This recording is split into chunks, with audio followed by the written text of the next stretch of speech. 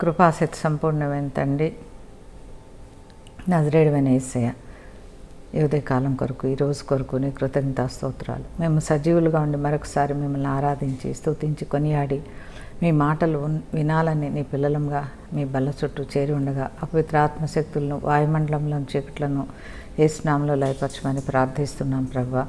మరి రూతు గ్రంథం మీరు ఎంతగానో మాకు బోధిస్తూ ఉన్నందుకు నీ కృతజ్ఞతలు తండ్రి. ఈరోజు మరి 3వ అధ్యాయం మేము ధ్యానించుకుంటున్నాం తండ్రి. అందులోని లోతైన మర్మాలు మాకు తెలియచేయండి. పారమార్థికమైన సత్యాలు, ఆధ్యాత్మికమైన విషయాలు మీరు మాకు తేటపరచండి, బయలుపరచండి. మీ ఆత్మాభిషేకం వింటున్న మా అందరికీ అనుగ్రహించమని ప్రార్థిస్తున్నాను. కాబట్టి వెళ్ళుము, నీ నోటికి తోడయండి, నీవేం పలుకవలసింది నేనే బోధిస్తాన్నారు ప్రభువా. మీరే నాతోనూ మా అందరితోనూ ముచ్చటించి మాట్లాడి మహిమ పొందమని, మరొక ఆత్మీయ మెట్టు ఈ వాక్యం ద్వారా మేము ఎక్కగలుగుటకు, నీకు సమీపంగా జరగగలుగుటకు సహాయం దయచేయమని యేసుక్రీస్తు పరిశుద్ధమైన నామంలో వేడుకొని ప్రార్థిస్తున్నాను పరమ తండ్రి, ఆమేన్.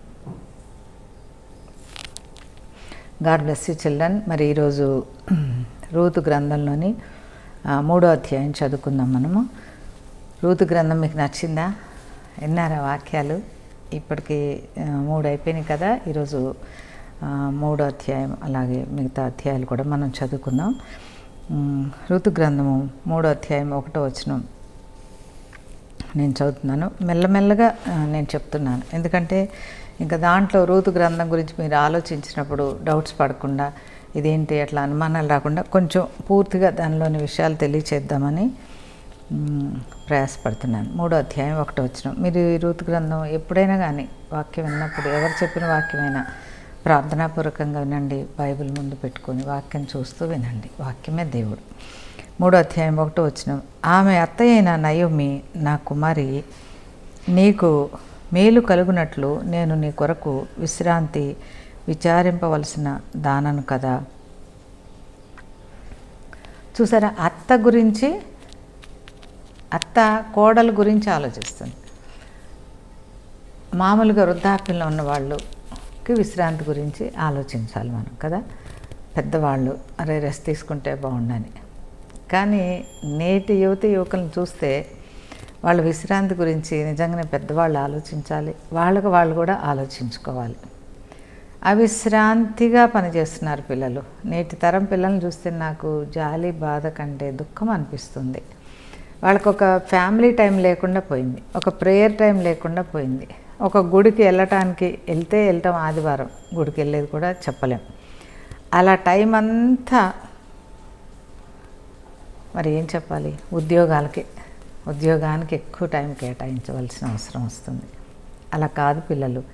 మీరు ఆ ఉద్యోగంలో పని టైమింగ్స్ ఎలా really it is a very competitive world అయినో, బట్ ఎంతో కొంత మీరు వీలు కలుగు చేసుకొని కుటుంబంతో గడపాలి.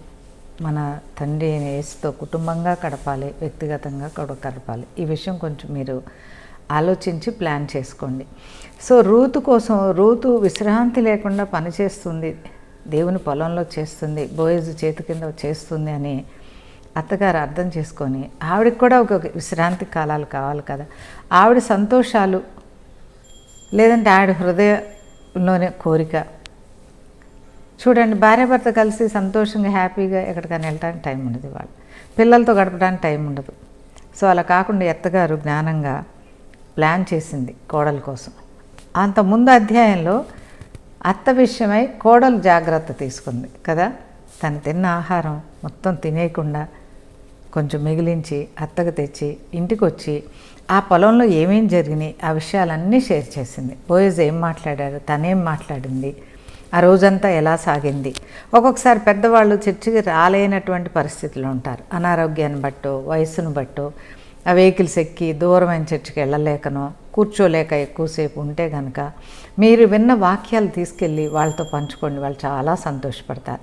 వాళ్ళ చిన్ననాటి దినాలు జ్ఞాపకం చేసుకొని దేవుని స్తుతిస్తారు, మనసారా మిమ్మల్ని దీవిస్తారు. ఆ రూతు యొక్క అత్త చేసిన పని అదే. యెహోవా దేవుడు నీకు తోడైండును గాక, బోయజు పొలంలో నీవు అభివృద్ధి పొందుదు గాక అని దీవించింది. అది జరిగింది. సో పెద్దవాళ్ళని మనం త్రోసివేయకూడదు. అలాగే యవనస్తులు ఏదో పరుగుల్లో వేటల్లో వాళ్ళ పనుల్లో పడినప్పుడు యవనస్తులను కూడా మనం అర్థం చేసుకోవాలి. అటువంటి కుటుంబంలో ఎంతో గొప్ప సంతోషము, సమాధానం ఉంటుంది. అత్తగారు అర్థం చేసుకోలేదని కోడలు అర్థం చేసుకోలేనని అత్త కొట్లాడుకునే కంటే ఒకరినొకరు ప్రేమించడం అనేది మొదలుపెట్టండి. అర్థం చేసుకోలేదనే మాట కొంచెంసేపు పక్కన పెట్టి ఒకరినొకరు ఎక్కువగా ప్రేమించడం మొదలుపెట్టండి. ఒకరి గురించి ఎక్కువ ఆలోచించడం మొదలుపెట్టండి. జాగ్రత్త తీసుకోవడం మొదలుపెట్టండి. సమస్య ఉండదు అలాంటి ఇంట్లో. సో ఈ నయోమి అరే విశ్రాంతి ఆలోచించాలి కదా అని. విశ్రాంతి అంటే మీరు don't think it is like rest అని కాదు. ఇంగ్లీష్ బైబిల్లో ఏముందంటే I must find a husband for you so that you will have a home of your own. చూసావా, నీ సొంత ఇల్లు నీకు కావాలి కదా. నాకు సేవ చేస్తున్నావు కదా అని చెప్పి నా కింద ఒక బానిసగా లేదంటే నా కింద ఒక పని అమ్మాయిగా ఉంచేసుకోవడం కరెక్ట్ కాదు కదా. ఇంకా యవ్వన ప్రాయం ఉంది కదా, ఎందుకు ఈ పాపని ఇంకొకరికి ఇచ్చి పెళ్లి చేయకూడదు అనే ఆలోచన ఈ అత్తగారికి, మంచి అత్తగారి హృదయంలో కలిగింది. అమ్మా నీవు నాతో కాదు, నీ ఇల్లు నువ్వు కట్టుకోవాలి కదమ్మా, నీకు ఒక భర్త కావాలి కదా. నేను వృద్ధురాలను అయిపోయా, కానీ తర్వాత నేను చనిపోయినక్కడ నువ్వు ఉంటావు కనుక నీకు ఒక పురుషుని చూడడం నా ధర్మం అని చెప్పి ఆలోచించింది. ఎంత మంచిదో చూడండి. యేసుక్రీస్తు ఒకవేళ మన కుటుంబంలో ఎవరైనా చనిపోయినా, మన పెద్దలు మనతోటి లేకపోయినా, మన ఆయుష్కాలం అంతా మన తోడుగా ఉంటానని చెప్పి యేసుక్రీస్తు ఇచ్చినటువంటి వాగ్దానం నాకు ఈ సమయంలో జ్ఞాపకం వచ్చింది. పిల్లలు, ఎవని పనికెత్తలేదు నీ ఉంటివో ఆ బోయజు మనకు బంధువుడు. ఇదిగో ఈ రాత్రి అతడు కళ్ళమున ఎవలు తూర్పార పట్టింపబోచున్నాడు. సో నీవు ఎవరి పొలంలో పనిచేసావో ఆ బోయజు మనకి బంధువే. నీకు పెళ్లి చేసుకునేటువంటి సమర్థత, హక్కు అన్నీ అతనికి ఉన్నాయమ్మా అని చెప్పి మెల్లగా ఆ రూతు హృదయంలో ఒక కోరిక కలిగించింది అత్తగారు. అంటే నాకు భర్త చనిపోయాడు, ఇంకా నాకేంట్లే, ఈ అత్తగారి సేవలో నేను అలాగా కడతేరిపోతాను అని ఎలాంటి ప్రత్యేకమైన హోపు లేనటువంటి రూతు హృదయంలో ఈవిడ ఒక మనసును కలిగించి ఏం చెప్తుంది, ఈ రాత్రికి బోయజు ఆ పనులన్నిటికీ తూర్పార పట్టడానికి వస్తాడు అని చెప్పింది. చూసారా ఎంత right time, right guidance, right time. పెద్దవాళ్ళు చేయవలసిన పని ఇది. ఒకవేళ పిల్లలు తొందరపాటులో ఏమైనా నిర్ణయాలు తీసుకున్నా వాళ్ళని దగ్గరకు పిలిచి కూర్చోబెట్టి కౌన్సిల్ చేసి వాళ్ళని క్రీస్తు వైపుగా మళ్లించవలసిన బాధ్యత వాళ్ళది. బోయజు అంటే యేసుక్రీస్తు అని మనం చెప్పుకున్నాం, రెండవసారి రాబోతున్నాడని చెప్పుకున్నాం. మీ ఇంట్లో యవనస్తులు ఎవరైనా వాక్యం వినకపోతే ప్రభు యొక్క రెండవ రాకడ గురించి చెప్పండి. ఒకవేళ ప్రభు రావటం ఆలస్యం అయితే కనుక మన జీవితాలు ముగిసిపోయినప్పుడు మనం ఎక్కడ ఉంటాము వాళ్ళకి ఆ సువార్త దయచేసి మీరే తెలియచేయాలి పెద్దలుగా. సో తూర్పార పట్టిస్తాడు, అందుకని నువ్వు సిద్ధపడాలి. ఆయన తూర్పార పట్టించినప్పుడు ఈ రూతు చెంగు పట్టి తన వంతు ధాన్యం తెచ్చుకుంటే సరిపోతుంది కదా, కానీ ఆవిడ అలా చెప్పటం లేదు, నువ్వు సిద్ధపడాలి అని చెప్తుంది. అంతకుముందు కూడా బోయజు ఆవిడ సంచి నిండా తినటానికి సరిపడా బోళ్ళంత సమృద్ధి అయిన ధాన్యాన్ని ఇచ్చాడు. అంటే చర్చి అంటే యేసు ప్రభు అంటే దీవెనలు అనుభవించడం మాత్రమే అని కొంతమంది అభిప్రాయం. ఏది లేకపోతే అది బటన్ నొక్కితే ఫ్యాన్ తిరిగినట్టు, లైట్ వెలిగినట్టుగా యేసుక్రీస్తుని కొంతమంది అట్లా వాడుకుంటారు. అంత మాత్రమే కాదు ప్రియులారా, ఈ లోక సంబంధమైనటువంటి దీవెనలు ఇవ్వటం కోసం మాత్రమే కాదు యేసుక్రీస్తు ఈ లోకంలోకి వచ్చింది. మనం మరణించినప్పుడు మనకి పరలోక రాజ్యం ఇవ్వటానికి, మన ఆత్మలు ఆయన సన్నిధికి చేర్చుకొని మనకు ఒక పరిశుద్ధాత్మను కూర్చున్నటువంటి ఒక పరలోక సామ్రాజ్యాన్ని, లేదంటే ఒక పరలోకపు గవినిని, ఒక పరలోకపు ఇంటిని మనకి ఇవ్వడం కోసం యేసయ్య వచ్చానని సెలవిచ్చాడు. రోగాలు మానటం కోసం, లేదంటే అప్పులు తీరిపోవడం కోసం, లేదంటే వివాహాలు కావటం కోసం, ఉద్యోగం లేకపోతే ఉద్యోగం ఇవ్వటం కోసం యేసుక్రీస్తుని కొంతమంది ఆరాధిస్తారు. మంచిదే, అవన్నీ ఆయన ఇచ్చేటువంటి దేవుడే. అందుకంటే మించినటువంటి ఒక ఆత్మ విషయం కూడా ఇక్కడ దాగి ఉంది. అదేంటో మనం తెలుసుకుందాం. నీవు స్నానం చేసి తైలం రాసుకొని నీ బట్టలు కట్టుకొని ఆ కళ్ళమునకు వెళ్ళుము. ఏం చెప్తుంది ఈవిడ? నీవు స్నానం చేసుకొని, పొలంకి వెళ్ళేటప్పుడు ఎవరన్నా స్నానం చేస్తారా? పొలం నుంచి వచ్చినాక స్నానం చేస్తారు? మీరు చెప్పండి. ముందు చేస్తారేమో కానీ పొలం నుంచి వచ్చినాక తప్పకుండా. అంటే ఒక హార్డ్ వర్కింగ్ డే, ఒక చెమటలు పట్టేలాగా పని చేసిన తర్వాత మనం స్నానం చేసి పడుకుంటాం. ఈవిడంటుంది నీవు పొలంలోకి వెళ్తున్నప్పుడు నువ్వు స్నానం చేసి వెళ్ళాలి అని చెప్తుంది. చూసారా, అందుకే మనం దీన్ని ఒక చరిత్రగా, లేదంటే ఏదో ఒక పుస్తకంలాగా మనం చదివి వదిలేయకూడదు ప్రియులు. ప్రభా ఇందులో ఆధ్యాత్మిక సత్యం ఏంటో ఈరోజు నాకు తెలియచే తండ్రి అని మనము ప్రార్థన చేసుకోవాలి. ఎవరు స్నానం చేసి వెళ్ళమంటుంది? ఎవరు పొలంలోకి వెళ్తారో, ఎవరు బోయిజు దగ్గరికి వెళ్ళాలని అనుకుంటారో వాళ్ళు నీవు తప్పకుండా స్నానము చేయాలి అని ఈవిడ తెలియచేసింది. ఈ స్నానము అనే మాటకి అపోస్తుల కార్యములు ఎఫెసీ పత్రిక 5వ అధ్యాయంలో ఒక మాట నేను చదువుతున్నాను. 27వ వచనం. ఎఫెసీ పత్రిక 5వ అధ్యాయం 27వ వచనం. పురుషులారా మీరును మీ భార్యలను ప్రేమించుడి, అటువలే క్రీస్తు కూడా సంఘమును ప్రేమించి అది కళంకమైనను ముడతయ్యనను అట్టిది మరి ఏదైనను లేక పరిశుద్ధమైనదిగాను నిర్దోషమైనదిగాను మహిమగల సంఘముగాను ఆయన తన ఎదుట దాన్ని నిలువబెట్టుకొనవలనని వాక్యముతో ఉదక స్నానము చేత దానిని పవిత్రపరచి పరిశుద్ధపరచుటకై దాని కొరకు తన్ను తాను అప్పగించుకుని. చూసారా, ఏ దాంతో స్నానం చేయమని నూతన నిబంధనలు చెప్పబడింది? వాక్యం అనే ఉదకము చేత, వాక్యపు నీటి చేత నువ్వు స్నానం చేయబడాలి. హల్లెలూయా, దేవునికి స్తోత్రాలు.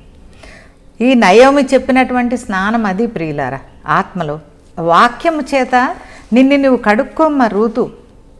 ఓ దేవుని యొక్క క్రైస్తవ సంఘమా, నీవు వాక్యముతో నింపబడు, వాక్యాన్ని ఆరాధించు, వాక్యాన్ని ధ్యానించు, వాక్యాన్ని ప్రకటించు. వాక్యమే వాక్యమే వాక్యమే. ఈరోజు మనం విడిచిపెట్టింది వాక్యమే. స్నానాన్ని మనం మర్చిపోయామేమో. నేను స్నానం చేస్తే నా ఒళ్ళు శుభ్రపడుతుంది, ఎదుటి ఉన్న వాళ్ళ ఒళ్ళు శుభ్రపడదు కదా.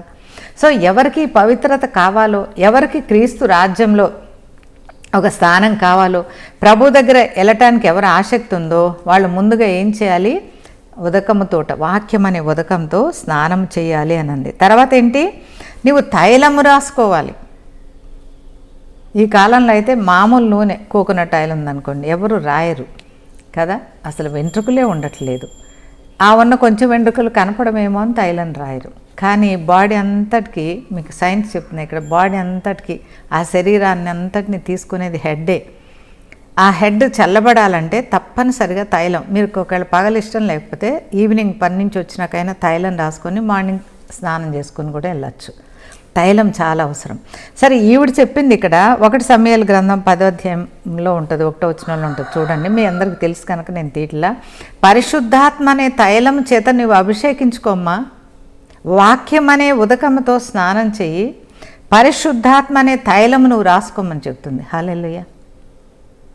ప్రభు అయిన యేసు దగ్గరికి మనం వెళ్ళేటప్పుడు అవి ఇవి నోరు విప్పి మనం ప్రార్థన చేసేటప్పుడు మనం ఈ పనులు చేయాలి పిల్లలు. ముందుగా వాక్యం చదువుకోవాలి. ప్రభా, వాక్యం ద్వారా నాతో మాట్లాడు నాయన, నన్ను సంధించు ప్రభా.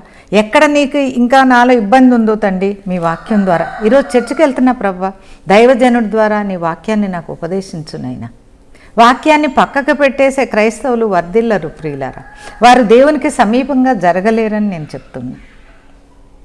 ఎవరి హృదయంలో, ఎవరి జీవితంలో వాక్యానికి ప్రాముఖ్యత ఇస్తారో వారు యేసు దగ్గరగా జరుగుకుంటూ వెళ్తున్నట్టే లెక్క. ప్రభు అయిన యేసుకి నీవు ఒక్కొక్క మెట్టు ప్రభు యేసు దగ్గరికి నువ్వు ఎక్కుతున్నట్టే లెక్క. అంతేకాదు, తైలము తప్పనిసరి. ప్రతి క్రైస్తవుడికి తైలము, పరిశుద్ధాత్మ తైలము అవసరము ప్రియులారా. ప్రతి క్రైస్తవుడికి అవసరమే. మరి రూతు స్త్రీ కదా, తైలం రాసుకొని వెళ్ళమని చెప్పింది. ఎక్కడో బోధకులకి లేదంటే ప్రవక్తలకి, దయ్యాలను ఎల్లగొట్టే వాళ్ళకి మాత్రమే పరిశుద్ధాత్మ అభిషేకం అంటే తప్పే. సంఘమంతా పరిశుద్ధాత్మ చేత నింపబడవలసిందే. అంత్య దినములలో సంఘముల పైన నా ఆత్మను కుమ్మరిస్తానని దేవుడు చెప్పాడు. సంఘమంతా పరిశుద్ధాత్మతో నింపబడాలని చెప్పాడు దేవుడు. సంఘములతో ఆత్మ చెప్పిన మాట చెవులారా వినమని చెప్పాడు. అసలు ఆత్మే తెలియనప్పుడు సంఘంలోని బోధ మనకు ఎలా అర్థమవుతుంది? వాక్యం చదువుతున్నప్పుడు మీకు పరిశుద్ధాత్మ లేకుండా దానిలోని లోతైన విషయాలు ఎలా తెలుస్తాయి? కనుక మనం వాక్యంతో ఉదక స్నానం చేసి పరిశుద్ధాత్మ అనే తైలం రాచుకొని నీ బట్టలు కట్టుకొనుము. చూడండి, ఇవి నా బట్టలు నేను కట్టుకున్నా, ఇవి నాకు కరెక్ట్గా సరిపోతాయి. ఇవి నా కోడలకో కుమార్తెకో అంటే ఇవి ఫిట్గా. ఎవరి బట్టలు వాళ్ళకి. ప్రభు ఏం చెప్పాడు? నీ నీతి క్రియలు మురికి గుడ్డ పీలికలు అని చెప్పాడు దేవుడు. నీ బట్టలు కట్టు. ఇక్కడ ప్రకటన గ్రంథంలో ఒక మాట చదువుకుందాం మనం.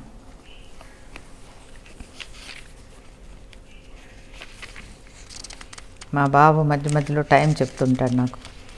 ఆ టైం తోటి టెన్షన్ వచ్చేస్తుంది, అమ్మో ఎక్కువ చెప్పేస్తున్నాను, టైం ముగిసిపోతుందని. అందుకని కొన్ని ఎగిరిపోతుంటాయి కొన్ని outlines, but I will try my best. ప్రకటన గ్రంథము 16వ అధ్యాయము 16వ వచనం. ఇదిగో నేను దొంగవలే వచ్చుచున్నాను, తాను దిగంబరుడుగా సంచరించుచున్నందున జనులు తన దిశ మొలను చూతురేమో అని మెలకువగా ఉండి తన వస్త్రమును కాపాడుకునేవాడు ధన్యుడు. చూసారా, వస్త్రంతో ఉండాలి మనం దేవుని దగ్గర. ఏం చేయాలి? దిశమొల అంటే ఇమ్మోరల్. అసలు ఇవాళ ప్రైవేట్ ఏది పబ్లిక్ ఏది అని తెలియకుండా అయిపోయింది. అన్ని ప్రైవేట్ థింగ్స్ పబ్లిక్ చేసేస్తున్నారు, అసలు సీక్రెటే లేదు. కొన్ని వీడియోలు చూస్తుంటే అసలు దారుణ, అతి దారుణ. వాళ్ళ పెళ్ళైతే అవన్నీ, వాళ్ళకి బిడ్డ పుడితే అవన్నీ, కడుపులో 9 మాసాలు మోస్తున్నప్పుడు వెనకడ తల్లులు పైట చెంగుతో పొట్ట మోసుకునేవాళ్ళు, పొట్ట పెరిగే కొద్దీ సిగ్గుగా అనిపించి మోసుకునేవాళ్ళు. ఇప్పుడు పొట్టలన్నీ పైకి చూపించి ఆడితో సహా ఫోటోలు తీసుకొని బేబీ షవర్లు. I don't know, I'm against. నాకు అసలు అయితే అది వాక్యంగా అనిపించదు ప్రియులారా. It is a private thing. Pregnancy అనేది భార్యాభర్తల మధ్య ఆ ఇంటిలో లేకపోతే ఇరుగు పొరుగులో సంఘంలో అంత మటుకు సరిపోదా? అది పబ్లిక్ చేయాలి అవసరమా? సో ఇక్కడ నీ దిశమొల ఇమ్మొరాలిటీ ఏమైనా ఉంటే కనుక అది నువ్వు తీసేసుకో. నీ సొంత ప్రయత్నంతో అవ్వదు అది. నీకు దేవుడు ఇస్తాడు కొన్ని బట్టలు, ఆ బట్టలు ఆయన నీతిని నువ్వు ధరించాలి. అది ఒకరికి కాదు. నాలో ఒక రకమైన పాపం ఉండొచ్చు, నీలో ఇంకొక రకమైన పాపం ఉండొచ్చు. నా వస్త్రం నీకు సరిపోదు, నా నీతి ఇంకొకరికి కుదరదు. కానీ ఈమెం చెబుతుంది, నీ బట్టలు కూడా నువ్వు కట్టుకొని ఆ కళ్ళమునకు వెళ్ళు, అతడు అన్నపానములు పుచ్చుకొనుట చాలించు వరకు నీవు అతనికి మరుగై ఉండుము. అతడు పండుకొన్న తర్వాత అతడు పండుకొన్న స్థలమును గుర్తెరిగి లోపలికి పోయి అతని కాళ్ళ మీద ఉన్న బట్ట తీసి పండుకొనవలెను. చూసారా, నీ బట్ట ఆయన తెలుసుకునేటప్పుడు నీ బట్ట సరిపోతుంది నీకు. వన్స్ నువ్వు ఆయన దగ్గర దాకా చేరిన తర్వాత నీ బట్ట కుదరదు. ఆయన నీకు బట్ట ఇస్తాడు. ఆయన బట్ట నీవు కప్పుకోవాలి, ఆయన నీతిని నువ్వు కప్పుకోవాలి. ఆయన ఇచ్చే రక్తము ద్వారా, ఆ రక్తవర్ణ వస్త్రం ద్వారా నీ పాపములు కడుగుకోవాలి అని ఎంత చక్కగా గాస్పెల్ అంటే రక్షణ, యేసుక్రీస్తు యొక్క మహోన్నతమైన రక్షణ కార్యాన్ని మనం ఇక్కడ చూడగలుగుతున్నాం ప్రియులారా. చూడండి, పరమగీతంలో పరమగీతంలో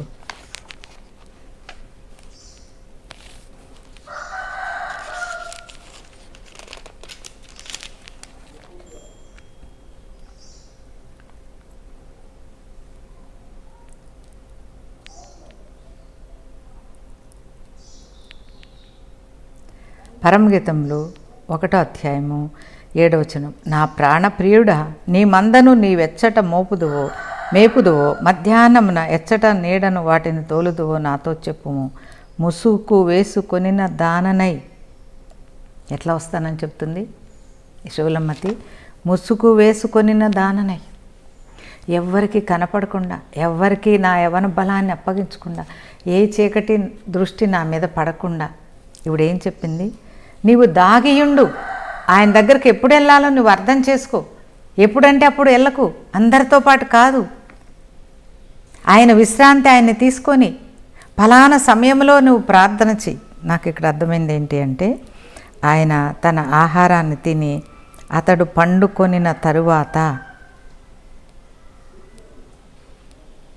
అతని స్థలమును నువ్వు గుర్తెరుగు. పండుకొన్న తర్వాత అంటే ఏంటి? Pray in the night, pray at mid night. ఇది ఒక చాలా మర్మంతో కూడిన విషయం. మనం పగలంతా ప్రార్థన చేస్తాం, అది మంచిదే. అనేక సమయాల్లో, అనేక స్థలాల్లో, అనేక విషయాల కొరకు ప్రార్థన చేస్తాం. కానీ ఒక క్రైస్తవుడుగా నీవు దేవుని సన్నిధికి చేరాలంటే, నీవు దేవుని సారూప్యంలోనికి మార్చబడాలంటే, దేవుని యొక్క చిత్తాలు లోతుగా నువ్వు గ్రహించాలంటే, వాక్యంలోని మర్మాలు నీకు బోధపడాలి అంటే నీవు చేరవలసింది రాత్రి సమయం. నీవు దేవుని ఆశ్రయించవలసింది, ప్రార్థన చేయవలసింది రాత్రి సమయము. రాత్రి సమయం. చూడండి, ఆవిడ ఏమీ సంకోచించలేదు ఈ మాట చెప్పడానికి. అరే, పెళ్ళి కానటువంటి ఈ యొక్క రూతు బోయజు దగ్గరికి రాత్రిపూట పొలంలో వెళ్తే తప్పనిసరిగా అది ఒక తప్పుగా ఇతరులు అర్థం చేసుకోవడానికి అవకాశం ఉంది. ఇది చరిత్రగా రాయబడింది. కానీ దీంట్లోని ఆధ్యాత్మిక సత్యం ఏంటంటే, మనము దేవుని యొక్క నీతి వస్త్రం ధరించి పరిశుద్ధాత్మతో నింపబడి వాక్యము ద్వారా మనము పలుమార్లు వాక్యం చదవటం ద్వారా మనం పాపాన్ని కడుక్కొని విడిచిపెట్టి ఆయన యొక్క కృప కొరకు రాత్రి కాలంలో ఆయనతో కనిపెట్టాలి అని చెప్పి ఈ యొక్క వాక్యం మనకి సెలవిస్తుంది. 5వ వచనం చూడండి, ఇంగ్లీష్లో చదువుతాను. 3వ అధ్యాయం 5వ వచనం. Ruth answered, I will do everything you say. I will do everything you say. హల్లెలూయా. ఎవరన్నా ఒక ప్రవక్తో, ఒక దైవజనుడు, లేదంటే పరిశుద్ధాత్మ దేవుడో నీకు కనిపించి కొన్ని విషయాలు చెప్తే వాటిల్లో నీకు ఇష్టం వచ్చినవి పాటిస్తావు, నీకు వీలు కలిగినవి పాటిస్తావు. అలా కాదు ప్రియులారా. అలా ఎవరు పరమతండ్రిని సంతోషపరచలేరు. ఒకవేళ క్రీస్తు యొక్క సువార్త నమ్మి దేవుణ్ణి నువ్వు ఆరాధిస్తూ ఉంటే దేవునిలో బాప్తిజం తీసుకోవాలి. ఒకవేళ బాప్తిజం కూడా తీసుకొని ఉంటే పరిశుద్ధాత్మ పొందాలి. పరిశుద్ధాత్మ పొంది ఉంటే ప్రభా నా జీవితంలో నీ చిత్తం ఏంటి అని అడగాలి. దేవుడు ఒకవేళ తన చిత్తాన్ని బయలుపరిస్తే ఆ చిత్తానికి అనుకూలంగా నీ జీవితాన్ని నడిపించుకోవాలి. ఇవన్నీ స్టెప్ వైజ్గా జరగవలసిందే. ఎక్కడో ఒక మెట్టు మీద ఈ కాలపు క్రైస్తవులు ఆగిపోతున్నారేమో. దేవుడు మనకు చెప్పినది అంతా మనం చేసినప్పుడే, ప్రభు యొక్క చిత్తాన్ని మనం పూర్తిగా అర్థం చేసుకొని చేసినప్పుడే ప్రభుని మనం చేరగలుగుతాము అని చెప్పి ఈ యొక్క 3వ అధ్యాయం 1 నుంచి 4-5 వచనాలు నాకు చదివినప్పుడు ఇదొక మధురమైనటువంటి పరిశుద్ధాత్మతో కూడినటువంటి సబ్బాతు ఆరాధనలాగా నాకు అనిపించింది. ప్రియమైన సంగమా, ప్రియమైన దేవుని బిడ్డలారా, విశ్రాంతి సమయంలో, విశ్రాంతి కాలాల్లో దేవుడు 7వ రోజు విశ్రాంతి తీసుకున్నాడు అని ఉంది. బోయజుని మనం ఇక్కడ తండ్రి అయిన దేవునితో పోల్చి మనం ఈ వాక్యం ధ్యానిస్తున్నప్పుడు ఈవిడ ప్రార్థన చేయడానికి ఎప్పుడు వెళ్ళింది? విశ్రాంతి తీసుకుంటున్న సమయంలో వెళ్ళింది. హల్లెలూయా. ఇది ఒక మంచి సబ్బాతు ఆరాధనకి గుర్తుగా నాకు అనిపించింది. 10వ వచనం చూడండి. అతడు, నా కుమారి, యెహోవా చేత నీవు దీవెన పొందిన దానవు, కొద్దివారినే గాని గొప్పవారినే కానీ యవనస్తులను నీవు వెంబడింపక ఉండుట వలన నీ మునుపటి సత్ప్రవర్తన కంటే వెనుకటి సత్ప్రవర్తన మరీ ఎక్కువైనది. చూసారా, ఈవిడ ఈ రీతిగా అత్తగారు చెప్పినటువంటి వాక్యాలను బట్టి తన జీవితాన్ని మలుచుకుంటూ ఆ మోయాబు స్త్రీకి ఉండేటువంటి లక్షణాలన్నీ క్రమంగా విడిచిపెడుతూ ఒక సద్గుణములు కలిగినటువంటి స్త్రీగా మార్చబడింది. హల్లెలూయా. మనం క్రైస్తవులు అయిపోగానే క్రీస్తుకు ప్రియులుగా అయిపోతామా? క్రైస్తవులు అయిపోగానే మనం పరిశుద్ధులం అయిపోతామా? యేసు నా దేవుడు అనగానే నీకు హోలీ స్పిరిట్ వచ్చి మీద పడిపోతుందా? బాప్తిజం తీసుకోగానే నీ జీవితం అంతా నూతన జన్మలోకి వెళ్ళిపోతుందా? ఇలా చెప్పేటువంటి కొంతమందిని నేను చూశాను ప్రియులారా. It is never possible. It is never possible. నీవు వాక్యం చదవటం ద్వారా, పరిశుద్ధాత్మ నీ మీదకి వచ్చి పాపాలు ఒప్పింప చేయటం ద్వారా, మెల్లమెల్లగా పెద్దలు ఇచ్చేటువంటి గైడెన్స్ ద్వారా, సంఘానికి సహవాసానికి వెళ్ళటం ద్వారా క్రమక్రమంగా మన జీవితాలు దిద్దపడి నిన్నటి కంటే ఈరోజు కంటే రేపు అలా మెల్లమెల్లగా మన ప్రవర్తన, పాత ప్రవర్తన అంతా పోయి క్రీస్తు యొక్క సారూప్యంలోనికి మనం మార్చబడతాం. ఆ విధంగా రూతు జీవించింది కనుకనే బోయజు ఆమెలోని మార్పును చూసి, మునుపటి కంటే ఇప్పుడు ఇంకా నువ్వు చాలా మారిపోయావమ్మా, నాకు చాలా సంతోషం అనిపిస్తుంది రోజు రోజుకి నీలో ఈ మార్పు చూస్తే. యేసుక్రీస్తు నీ గురించి నా గురించి ఆ సాక్ష్యం చెప్పాలి ప్రియులారా. ఈ కరుణ అనే మనిషి 38-40 సంవత్సరాల క్రితం నన్ను ఎరగకముందు ఎలా ఉందో ఇప్పుడు అలాగే ఉందా? లేదా యేసుని ఎరిగినటువంటి కొత్తలో ఉన్నది ఇప్పుడు అలాగే ఉందా? నాలోని మార్పును చూసి దేవుడు సంతోషపడుతున్నాడా? మీలోని మార్పును చూసి, పరిశుద్ధతను చూసి దేవుడు సంతోషపడుతున్నాడా? మనమే రోజు అలాగ ప్రశ్నించుకొని, ఏలాగ బోయజు రూతుని శ్లాఘించాడో అలాగే పరిశుద్ధాత్మ దేవుడు మనల్ని బట్టి సంతోషించేలాగా మన జీవిత విధానము దేవునికి తగినట్లుగా మనము, దేవునికి ఇష్టమైనట్లుగా మనము మార్చుకోవాలి అని దేవుని నామంలో నేను మీకు తెలియచేస్తున్నాను.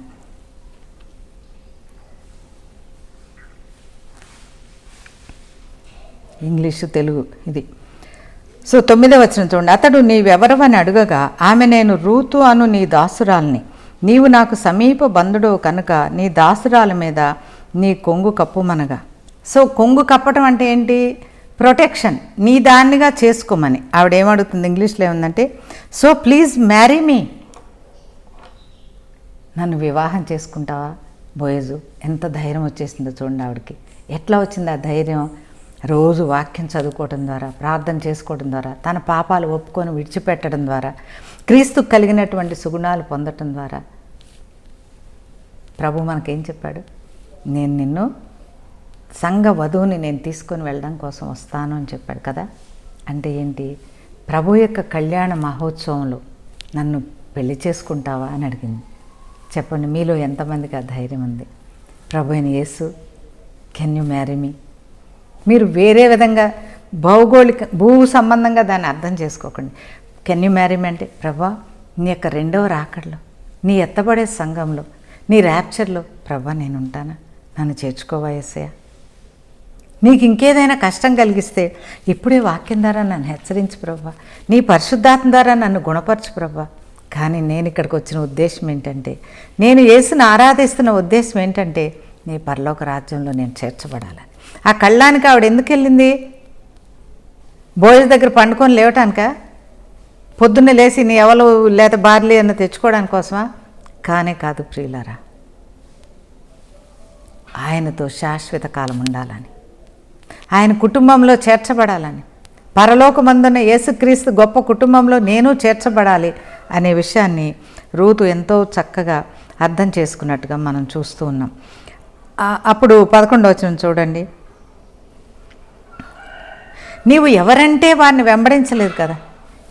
ఏ పాలసీ చూస్తే అది, ఏ చర్చ్ చూస్తే అది.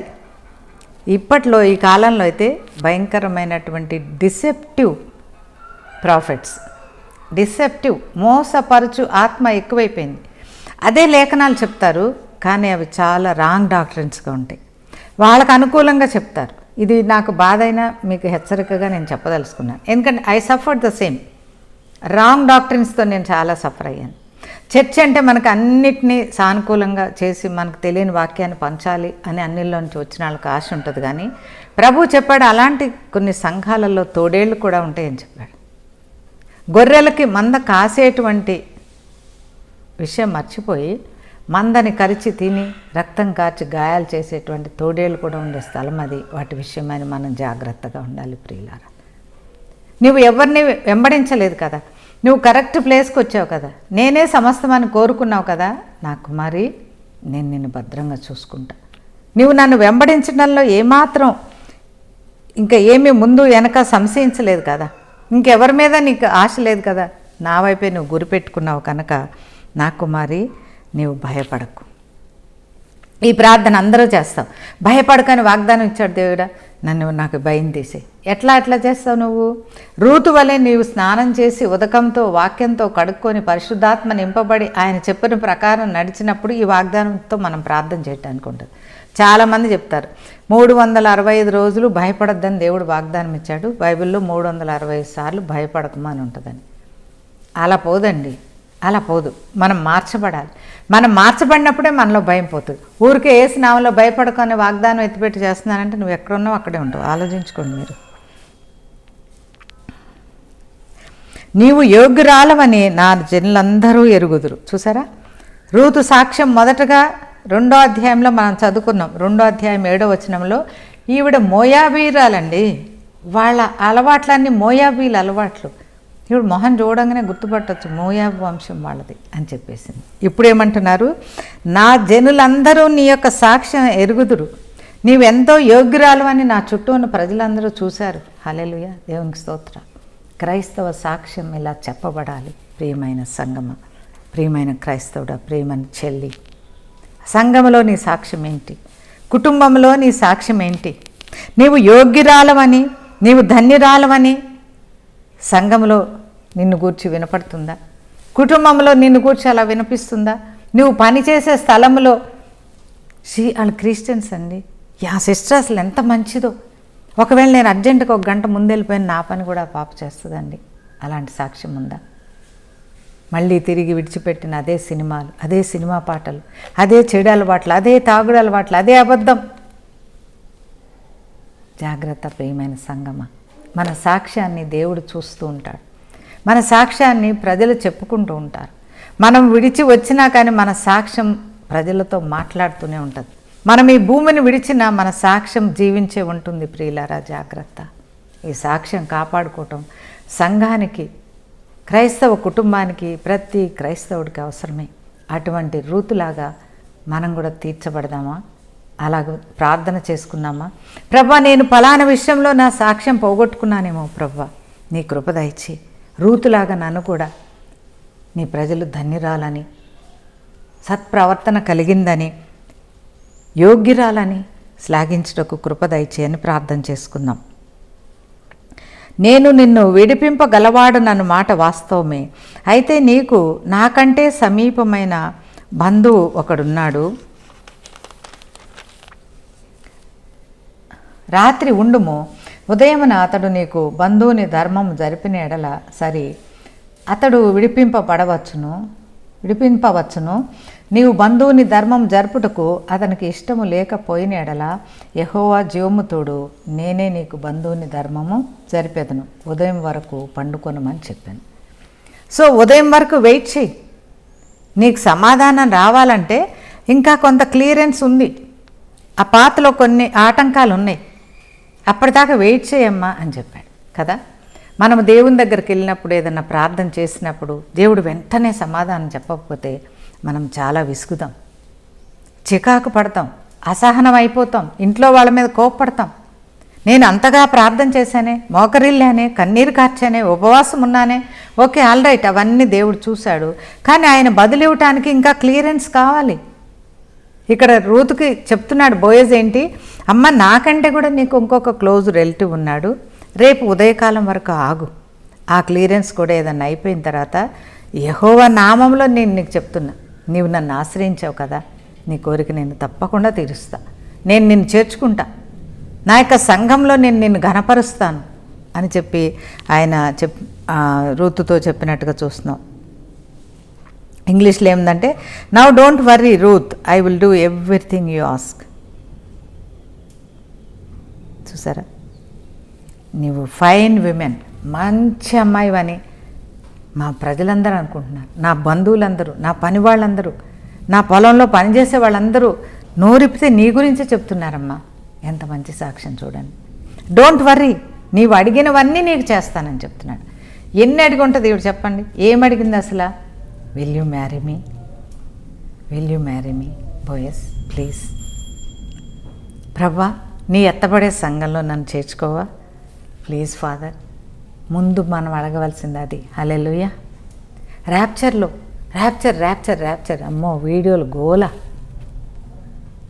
ఆ ర్యాప్చర్లో, ఆ పరలోకపు సామ్రాజ్యంలో ప్రభా నన్ను ఉండనీయవా, నేను యోగ్యురాలనేనా, నీకు నచ్చానా ప్రభా, ఇంకా నాలో నచ్చంది ఏదన్నా ఉందా? అవి అడుగుదామా ఈరోజు నుంచి? ఆ పరలోకమైన మానేసేసుకొని నాకు గాజులు పూసలి, నాకు ఉద్యోగమి, నా కొడుకు పెళ్లి చేయి, ఇవేనా మనం అడిగేది? పైనున్న వాటిని వెతకమన్నాడు దేవుడు. పై సంబంధమైన విషయాలు ఆలోచించమని చెప్పాడు. నువ్వు అడుగుడి ఇస్తానన్నాడు కదా. ఈ వాగ్దానం పెట్టేసి మన ఇంట్లో లేని వస్తువులు, వాహనాలు, ఉద్యోగాలు, పెళ్ళి ఇవే అడుగుతుండండి. ఈలోపు ఎప్పుడో దేవుడు దొంగ వల్ల వస్తాడు, అంతా అయిపోతుంది. అప్పుడు ఇంక అడగటానికి కూడా వినటానికి కూడా ఎవరుంటారు. అవునా? మనం ఎలాంటి కాలాల్లో ఉన్నాం ప్రియులారా? దేవుని రెండవ రాకడికి సమీపమైన కాలాల్లో మనం ఉన్నాం. గుర్తులు ఘోషిస్తున్నాయి, ప్రవక్తలు ప్రకటిస్తున్నారు, వాక్యం బోధిస్తుంది. కొద్దిగా మనం ఆత్మలో ఎదిగినటువంటి స్థితి మనం దేవుని సన్నిధానంలో ప్రదర్శించవలసిన వాళ్ళమై ఉన్నాం. 21వ వచనం చూడండి. Then Ruth said, best of all he hold me to keep picking up corn with his workers until they finish the harvest. ఈ ఓపిక మనం ఎప్పటిదాకా పట్టాలి? కొంతమందికి ఏంటి, రెండవ రాకడని దేవుడు ప్రజలు చాలా సంవత్సరాల నుంచి చెప్తున్నారు, చాలా కాలంగా వింటున్నారు, యుగ సమాప్తాన్ని వింటూనే ఉన్నాం. అది ఎప్పుడు వస్తుందో ఏమో. ఇవాళకి మాత్రం తిని తాగి సుఖించు. No way. దేవుడు ఏం చెప్పాడు? దొంగ వలే. అంటే ఆయన రాకముందు మళ్ళీ చెప్పిన దేవుడు ఇక వచ్చేస్తున్న సెకండ్లో నీకు తలుపు కొట్టి నీ దగ్గరకు వచ్చి వాక్యం బోధించడానికి ఎవరు ఉండరు. అసలు సంఘం ఉండదు. ఇప్పుడు సంఘం భూమి మీద ఉండంగానే ప్రభా నన్ను దిద్దు నాయనా, నీ నీటి బాప్తిజం నాకు ఈ ప్రభా, నీ వస్త్రపు చెంగు నా మీద వెయ్యి తండ్రి, నీ తైలాభిషేకం, నీ పరిశుద్ధాభిషేకం నాకు దయచేయి ప్రభా, నీ వాక్యంతో నన్ను కడుగు నాయన, వేడి నీటి స్నానం వలె నీ వాక్యంతో నన్ను శుద్ధిపరచుకుంటూ నాకు నేర్పించు తండ్రి అని చెప్పి మనము ప్రార్థన చేసుకోవాలి. 15వ వచనం చూడండి. మరియు అతడు నీవు వేసుకున్న దుప్పటి తెచ్చి పట్టుకొనుమని చెప్పగా ఆమె దాని పట్టెను. అతడు 6 కొలల యవలను కొలిచి ఆమె భుజం మీద ఉంచగా ఆమె పురములోనికి వెళ్ళాను. ఆమె తన అత్త ఇంటికి వచ్చినప్పుడు అత్త, నా కుమారి నీ పని ఎట్లు జరిగిందని అడుగగా ఆమె ఆ మనుషుడు తనకు చేసినదంతయు తెలియచేసి, నీవు వట్టి చేతులతో నీ అత్త ఇంటికి పోవద్దని చెప్పి అతడు ఈ 6 కొలల యవలను నాకిచ్చేనన్ను. అప్పుడు ఆమె, నా కుమారి ఈ సంగతి నేటి దినమున నెరవేర్చితేనే కానీ ఆ మనుషుడు ఊరకుండడు కనుక ఇది ఎలాగూ జరుగునో నీకు తెలియ వరకు ఊరకుండుమనెను. చూసారా, దేవునికి స్తోత్రాలు కలుగునుగాక. ఆవిడేమంటుంది, నీకు ఈ రోజంతా ఎలా జరిగింది ఏంటి నాకు తెలియచేయమన్నప్పుడు రూతు అత్తగారిని కూర్చోబెట్టి తన రాత్రి వెళ్ళిన దగ్గర నుంచి జరిగిన అంశాలన్నిటినీ ఒక్కటి కూడా విడవకుండా అన్నీ ఆమెకు తెలియజేసింది. అంతేకాదు రూతు పొలం వెళ్ళి రాత్రి వెళ్ళేటప్పుడు 6 యవలు ఎన్ని ఇచ్చాడు ఆయన? 6 కొలలు. 6 అనేది ఒక స్పెషల్ నంబర్. 6 రాతి బాన్లు నింపాడు దేవుడు కదా. ఇక్కడ కూడా 6 కొలలు, 6000 సంవత్సరాలు అని పరిశుద్ధులు కొంతమంది చెప్పగా నేను విన్నాను. 6000 సంవత్సరాల తర్వాత అయిపోయిన తర్వాత దేవుడు తన సంఘం కోసం వస్తాడేమో ఆలోచిద్దామా, ధ్యానిద్దామా? దేవుడు ఎప్పుడు వస్తాడు అనేది అందరికీ ప్రశ్నే.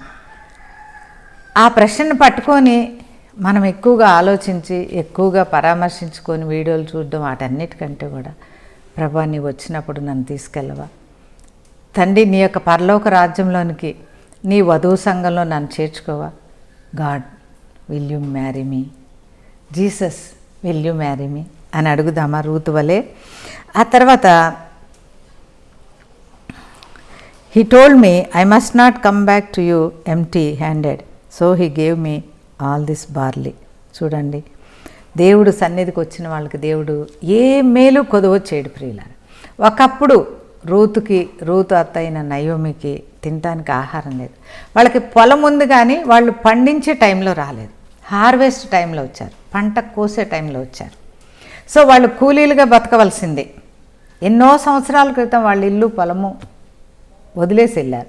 బహుశా అవి ఎవరన్నా ఆక్యుపై చేశారేమో, ఆ పొలాలు ఇంకెవరన్నా పండించుకుంటున్నారేమో మనకు తెలియదు.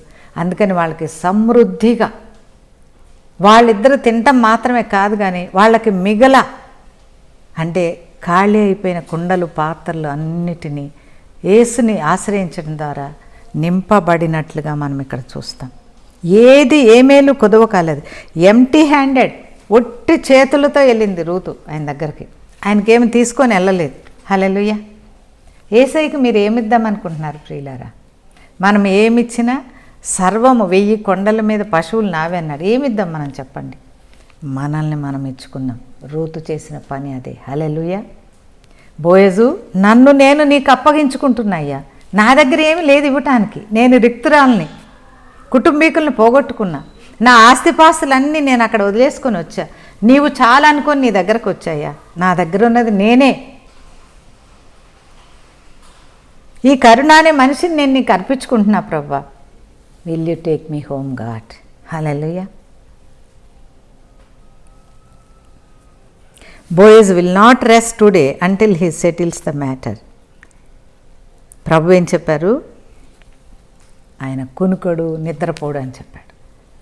ఈ బోయజు ఎంత మంచివాడంటే, నువ్వు ఆయన ఆశ్రయించి ఒకటి అడిగావు కదా నన్ను పెళ్లి చేసుకుంటావా అని, ఆయన కునుకడు నిద్రపోడు, నీకు వాగ్దానం ఇచ్చినవాడు నమ్మదగినవాడు, నీ మ్యాటర్ ఏంటో సెటిల్ చేసేదాకా, నీ కష్టాలకు అన్నిటి ఎంత తుడిచేదాకా, నిన్ను పరలోక రాజ్యం చేర్చే వరకు కూడా ఆయన నిన్ను పట్టుకొని ఉంటాడు. నా కుమారి నువ్వు భయపడకు అని చెప్పి అత్త కూడా రూతుని ఓదార్చినట్లుగా మనం చూస్తున్నాం.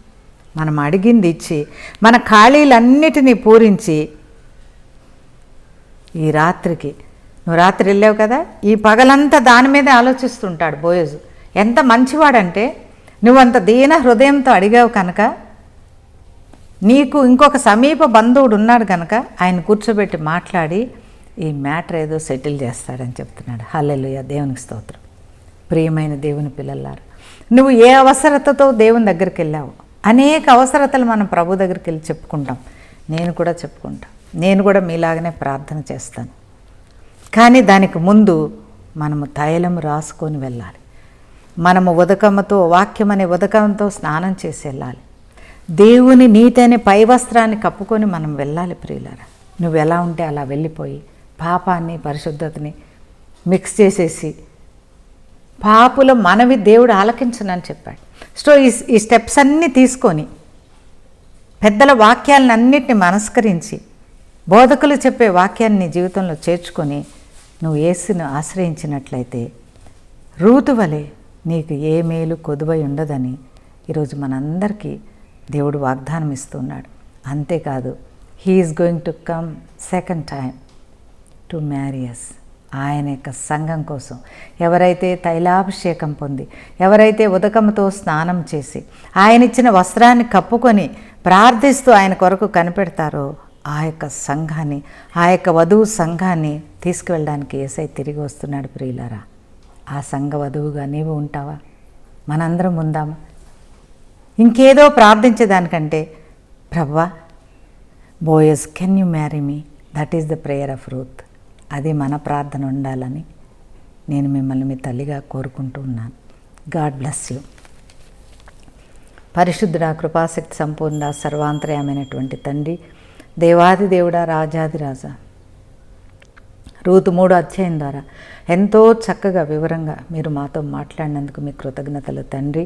వాక్యం అనే ఉదకము చేత మమ్మల్ని మేము స్నానము చేసుకొని ప్రభా పరిశుద్ధాత్మ తైలాన్ని పూసుకొని తండ్రి మీరిచ్చే నీతి వస్త్రములతో మమ్మల్ని మేము కప్పుకొని రాత్రి కాలములో మొరపెట్టి ప్రభా సబ్బాతు ప్రార్థనలతో, స్తుతి యాగములతో, స్తోత్ర యాగములతో నీ కళ్ళములో పనిచేసి తండ్రి మీ రాకడలో నిందారహితంగా మీకు ప్రీతికరమైన వధువుగా మేము సిద్ధపడి నీ పరలోక రాజ్యంలో చేరుటకు ఈ వాక్యం విన్న మా అందరికీ మీ ఆత్మ సహాయం దయచేయమని యేసుక్రీస్తు పరిశుద్ధ నామంలో వేడుకొని ప్రార్థిస్తున్నాను పరమ తండ్రి.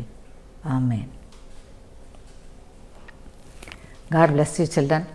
ఒకవేళ మీ అందరినీ చూడాలని నాకు ఎంత ఆశ ఉన్నా, ఇక్కడ ఒకవేళ చూడలేకపోయినా పరలోకం యొక్క దేవుని వధువు సంఘంలో మనందరం కలుసుకొని ఆనందిద్దాం. ఓకేనా? God bless you. I'm blessed to preach this.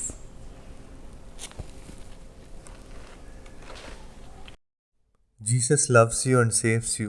యేసు నిన్ను ప్రేమిస్తున్నాడు, నిన్ను రక్షిస్తాడు.